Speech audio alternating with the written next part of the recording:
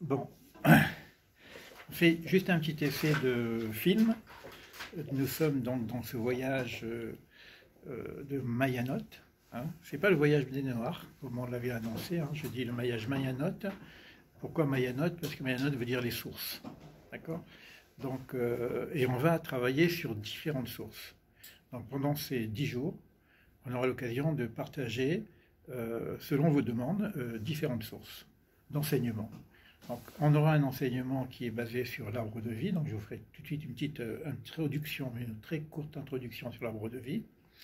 On aura aussi un enseignement sur ce que j'appelle l'historiosophie, c'est-à-dire l'histoire biblique. Qu'est-ce que vient nous apprendre la Bible? Toujours dans un cadre au niveau de la psychologie humaniste. Et puis, on peut échanger des choses sur la santé, des choses sur le coaching existentiel en fonction de ce qui se passe. On filme et puis on essaye de mettre ça sur notre chaîne YouTube, de façon que vous ayez toujours la possibilité de revoir et vos questions et les enseignements qu'on a donnés et les échanges qu'on va faire ensemble. Donc nous sommes donc le premier soir et demain nous partons dans le désert. D'accord ? Alors là, on va donc dans cet enseignement sur les séphirotes. Alors je trouve intéressant de voir qu'on va vivre 10 jours ensemble. Donc on va travailler dans une journée sur une séphira singulière, avec que signifie la séphira et de quelle façon on peut travailler sur nous-mêmes par rapport à cette séphira. Ce n'est pas un enseignement théologique, mais c'est aussi un enseignement, si tu veux, de travail sur soi, de psychologie sur soi-même. D'accord ? Alors, il faut savoir qu'au niveau des séphirotes, ça vient de l'enseignement de la Kabbale d'une façon générale qu'on appelle l'arbre de vie. Et le premier livre, le plus ancien livre qui parle de ça, c'est le Sefer Yetzira. Le Sefer Yetzira, dont je vous lirai des petits passages du Sefer Yetzira qui sont extrêmement importants, c'est très condensé.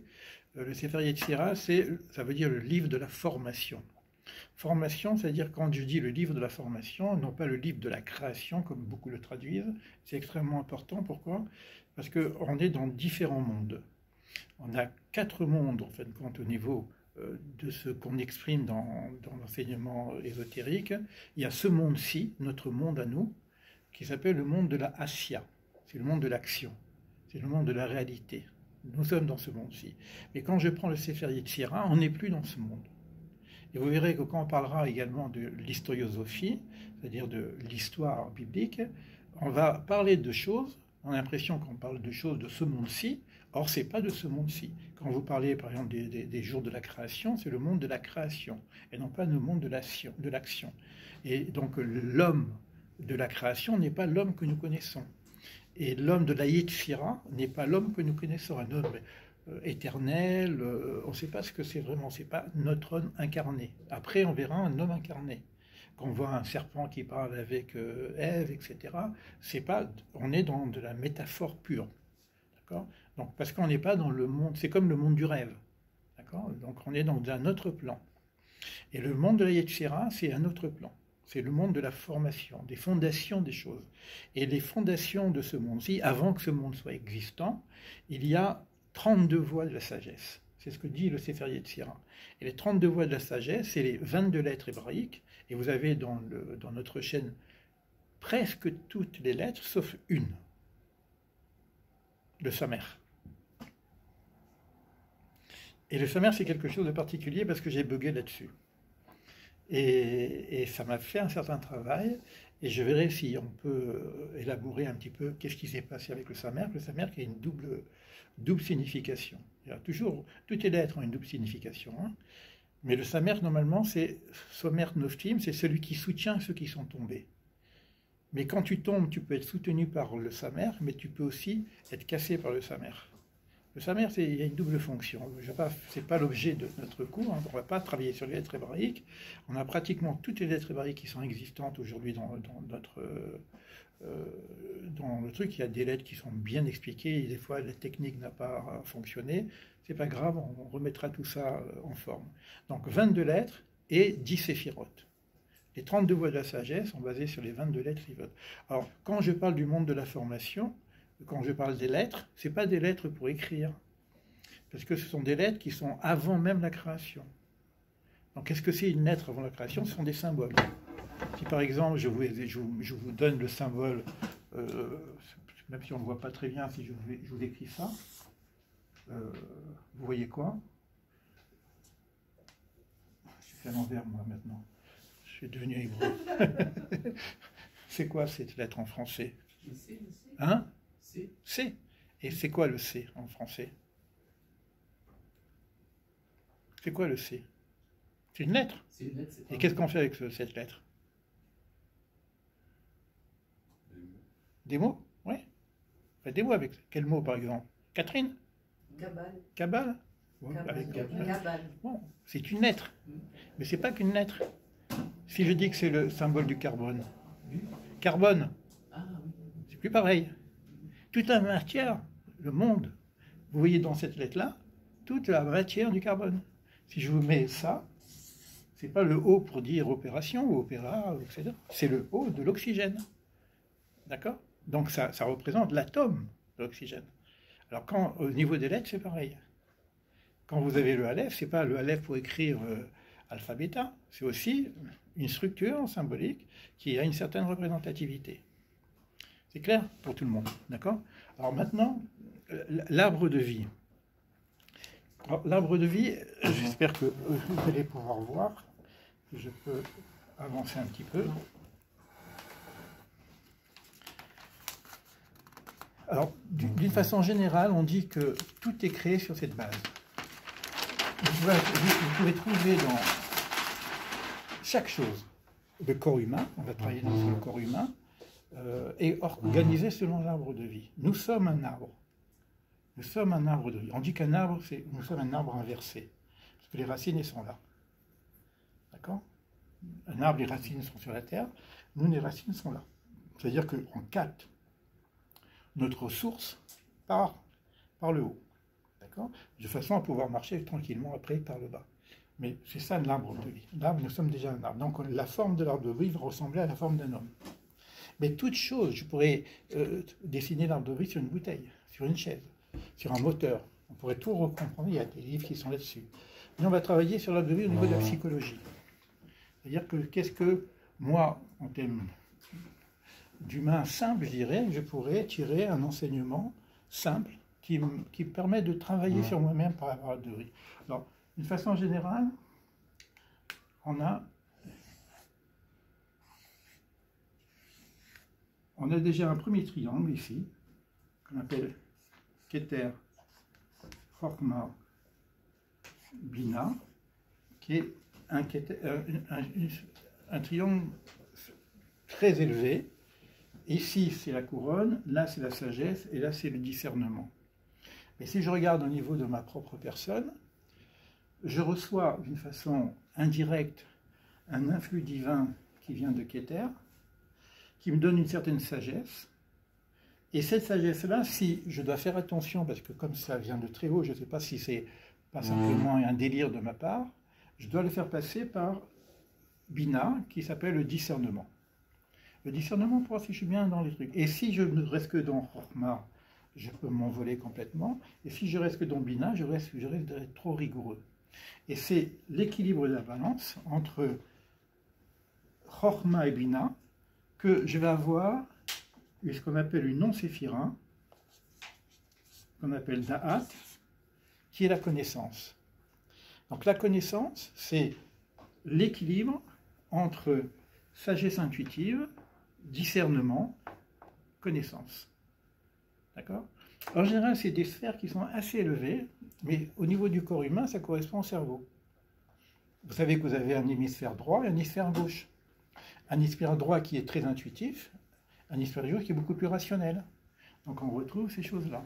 On ne connaît pas trop le cerveau qui est ici. Et cette partie-là, les kabbalistes l'appellent aussi Da'at Elyon, la connaissance supérieure. Parce que c'est presque du divin ici. Il y en a même que c'est tellement divin qu'on ne va pas le mettre dans les séphirotes. On ne sait pas vraiment si c'est une séphira ou non.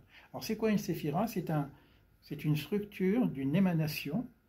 On va parler d'une émanation divine. On ne peut pas connaître Dieu lui-même, mais on va connaître des rayonnements du divin. Mais cette partie-là, c'est la partie la plus difficile à connaître. Et c'est une partie très, très, très spirituelle.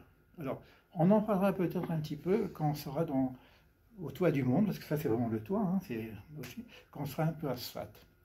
Et ensuite, on a ce qu'on appelle les 7 inférieurs, parce qu'il y a 10 séphirotes. Et les 7 inférieurs, on appelle ça aussi des midotes. Des midotes, c'est-à-dire des attitudes, des comportements, des valeurs. Et c'est la première qu'on a ici, c'est Chesed. Et on va travailler d'abord sur Chesed. Et Chesed, c'est quoi? C'est la générosité, c'est la bonté. Alors c'est intéressant pour nous de commencer par Chesed. C'est-à-dire qu'on doit créer entre nous une énergie d'amour. Chesed. Une reconnaissance, une sympathie. Ça s'appelle Chesed, voilà, et elle est représentée aussi par un homme qui s'appelle Abraham. Donc, énergie de générosité, énergie d'amour, bonté, on va dire ça comme ça. C'est vraiment l'essentiel. Si on n'a pas ça, on n'a rien. Si on ne commence pas à intégrer cette énergie de sympathie, de bonté, du regard vers l'autre, et non pas du regard vers soi, on n'a rien. Parce que c'est vraiment la structure de base qui va faire notre équilibre. Mais si je ne suis que amour, il risque d'y avoir un problème. Pourquoi? Parce que l'amour tolère tout. Donc il faut que cet amour soit aussi retenu. Donc on va avoir une certaine restriction de limite qu'on appellera la discipline. Quand vous avez des enfants, si vous êtes qu'amour, les enfants ils font ce qu'ils veulent. Si vous ne donnez pas, ils peuvent se mettre au bord du balcon, et puis il peut y avoir des dangers. Donc vous allez agir. Donc vous allez commencer à dire non, il ne faut pas, attention. Ça s'appelle Gevura. Ça s'appelle aussi Djinn, la loi. Il y a des structures, il y a des lois. Donc il faut travailler sur ces deux sphères. Et si je suis que d'un côté droit, c'est trop large. Si je suis que du côté gauche, c'est trop restrictif. Quelqu'un qui est trop rigoureux, ça ne passe pas non plus. Et c'est entre les deux qu'on va avoir encore une harmonie. D'ailleurs, cette séphira qui s'appelle Tiferet, c'est l'harmonie. C'est l'harmonisation de ces principes-là. Alors je vous donnerai des textes beaucoup plus pratiques pour vivre un petit peu à l'intérieur de nous-mêmes, vivre l'espace de générosité et d'amour vers l'autre, vivre l'espace de discipline, de rigueur, et vivre l'espace d'harmonisation qu'on appelle Tiferet. Alors ici, c'est représenté par Abraham, ici c'est représenté par Isaac, Isaac a été ligoté d'ailleurs, et ici ça va être représenté par Jacob, au niveau biblique. Et c'est Jacob qui, par un travail qu'il va faire sur lui-même, qui va pouvoir porter le nom d'Israël. Donc on a déjà ici les 3 sphères du bas. Après, on va avoir une nouvelle sphère qu'on appelle Netzar. On rentrera dans le détail, hein, de toute façon. Netzar, c'est la victoire. C'est aussi l'éternité. Il y a un combat, de toute façon, quand on est dans ce monde. Il y a un combat contre les forces négatives. Il y a un combat contre la réalité du monde. Et ça va être représenté par Moïse, Netzar. On aura en face de Netzar une sphère qui s'appelle Hod. Hod qui est aussi une forme de luminescence, de beauté. Ça va être représenté par Aaron qui va construire le temple. Donc on aura entre ces deux sphères un autre équilibre qui s'appellera Yesod. Yesod, c'est les fondations. Et quand je vois ici cette structure ici, je vais voir ici les 6 inférieurs, qu'on appelle le petit visage. Ici, ça s'appelle le grand visage au niveau divin, et là, c'est le petit visage. Ici, va s'organiser ce qu'on appelle la justice. Ici, va s'organiser ce qu'on appelle le grand amour. Ça veut dire en même temps que quand je suis dans Chesed, je suis dans le cadre du Mishpat, dans le cadre aussi de la justice. Ce n'est pas un amour complètement désordonné qui s'emborne, puisqu'il est tout de suite en équilibre avec Gvura, de façon à pouvoir trouver l'équilibre. L'équilibre, c'est toujours être au milieu, ce qu'on appelle la voie du milieu. D'accord? Et quand j'arrive à vivre l'ensemble de ça, c'est-à-dire qu'il y a un rayon comme ça, lumineux, qui passe comme ça c'est le... Et là, on descend aussi, et j'ai la réalisation en bas, qu'on appelle Malchut. Malchut, c'est la royauté. Ici, j'ai la couronne, ici, j'ai la royauté. L'idée, en fin de compte, c'est de pouvoir couronner notre monde ici. Faire que notre monde ici soit dans l'influx, parce que ça c'est un influx divin, un influx spirituel. On peut mettre ce qu'on veut au niveau du mot divin, mais c'est ce travail qu'on fait sur soi-même qui peut nous permettre ici d'avoir en bas une certaine réalisation, un certain éveil. C'est-à-dire que je pourrais aussi, moi individuellement, travailler psychologiquement sur ma propre personne. Et là, vous voyez ici, qui est très sympathique. Si j'avais quelque chose de plus... c'est pas grave. Ici, vous avez la tête. Ici, vous avez le corps. Ici, vous avez les pieds. D'accord? Ici, vous avez les épaules. Droite, gauche. Le cerveau. 3 cerveaux du hémisphère droite, hémisphère gauche et le kether. Ici, vous avez les trucs. Ici, vous avez le cœur. Ici, vous avez les hanches. Ici, vous avez la partie du sacré. On a deux fois qui appellent ça sexe, mais le sexe, c'est sacré. Et ici, on a la réalisation en bas, c'est-à-dire les pieds sur terre, et la réalisation. Et c'est ça, c'est-à-dire si on arrive à construire ça, on construit l'être humain. Et c'est ça qu'on va se proposer, je ne sais pas si on va arriver à se construire complètement, mais c'est ça qu'on va se proposer de travailler entre nous pendant ces 10 jours. On va commencer par ça, on parlera un petit peu de ça, mais on restera une journée, donc demain, sur l'idée d'amour, de générosité, etc. C'est-à-dire qu'on va se regarder, on va s'aimer. On va pouvoir se dire « je t'aime ». D'accord? Et une fois qu'on s'est dit « je t'aime », je dis « bon, il ne faut pas exagérer non plus, il y a des limites, hein, c'est pas... D'accord? Et on va passer là-dedans. Après, on va passer à l'harmonisation des choses. D'accord? Voilà le programme qu'on va avoir pendant ces 10 jours sur le cadre des séphirotes et de l'arbre de vie. Ça, c'est l'arbre de vie que vous pourrez vivre en vous-même. C'est bon pour tout le monde? Il y a des questions? Ça va? On arrête? J'ai une question sur le coaching existentiel. Ah. Comment tu utilises cet outil avec quelqu'un, justement, pour l'amener à réfléchir sur ses points de faiblesse ou ses points de travail? Alors ça, c'est la plus belle question qu'on peut me poser, parce que le coaching existentiel, moi, je l'ai fait avec les lettres, avec les 10 lettres, 10 premières lettres. Donc j'ai commencé à travailler sur le Aleph, le Bet, le Guimel, le Bet c'était la maison, etc. Et là maintenant, ce qu'on va vivre ensemble, ça va être du coaching existentiel sur la base des séphirotes. C'est-à-dire je pourrais proposer, il y en a qui travaillent sur l'énagramme. Aujourd'hui, l'énagramme, c'est vous trouvez dans les entreprises, dans plein de choses comme ça. Hein. Mais ça n'a jamais été fait sur les séphirotes. Donc on va construire l'idée, parce que bon, coaching existentiel, quand je suis dans l'amour, si j'ai pas d'amour, si j'ai pas le don de moi-même vers l'autre, bah c'est du coaching, c'est un travail à faire. Si j'ai pas ça, c'est un travail à faire. Donc on est dans cette idée de coaching existentiel. D'accord? Existentiel, c'est en même temps quelque chose de concret. C'est de l'existence. On n'est pas... Ici, c'est l'essentiel. Pour dire ça comme ça, par rapport à ta première question. Hein. Ici, on serait dans un coaching sur les essentiels, et là, on est dans l'existentiel. On est dans la réalité de ce monde. C'est-à-dire quelque chose qu'on peut mettre en pratique, qu'on peut vivre entre nous dans ce monde-ci. Ici, c'est déjà plus transcendant. D'accord? Donc, mais c'est notre... Parce que on doit incarner tout ça, en bas. Si je n'incarne pas dans la réalité de ce monde-ci, bah, ce n'est pas du coaching existentiel, c'est de la spiritualité pure, etc. Et à ce moment-là, je serai plutôt dans la sphère supérieure. Et moi, l'idée, c'est de faire descendre jusqu'en bas. Et si je fais descendre jusqu'en bas, je suis dans quelque chose de réflexion existentielle, parce que je veux donner du sens à mon existence. Pas simplement du sens à mon âme. Ok? Il y a d'autres questions? Voilà, donc on a fait cet essai, je ne sais pas si ça a marché. Je vais couper, et puis on va envoyer.